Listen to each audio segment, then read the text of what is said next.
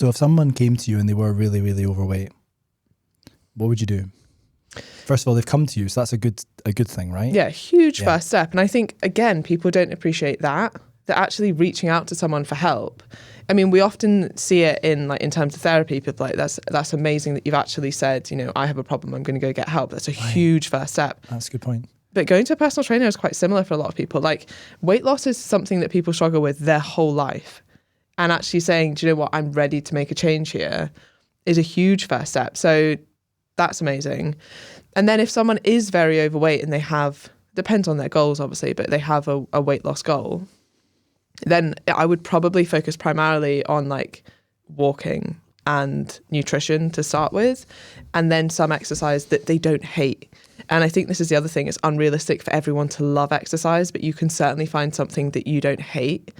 And then actually as you lose weight and you realize, oh, there's actually quite cool things my body can do that I didn't expect them to be able to do, then often you fall in love with that process and you're like, oh, it's really cool. Like, you've obviously got your powerlifting background. Like, how amazing was it to be like, this is a weight that my body has never been able to lift, and I never thought it was possible to do this. Right.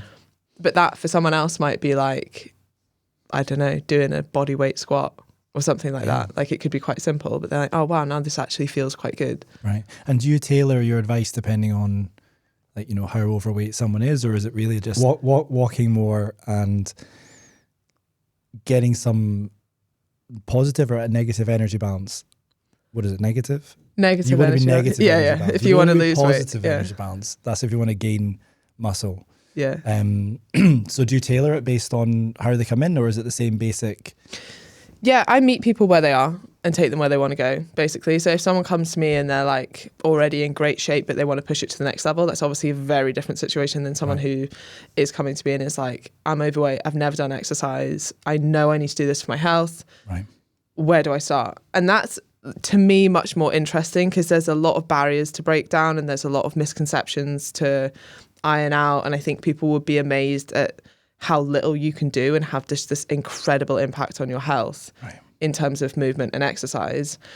And I've never fully been able to articulate this well, but the benefit that you get from, say, going from like 1,000 steps a day because you're very, very sedentary to 3,000 steps a day, which is still very low activity levels, is massive. Like, that benefit you get is huge. But if you're someone who's like doing 10,000 steps and they're increasing the same amount, 3,000 to 13,000 steps, that health benefit you get is like pretty negligible, right? So whereas people often think of that the other way around, they're like, if I can't do a full hour in the gym, there's no point going. If I can't hit my 10,000 steps, no point doing anything. I'm like, there's actually even more point. Like, the less active you are, the more point there is making that little bit of effort to do a little bit more.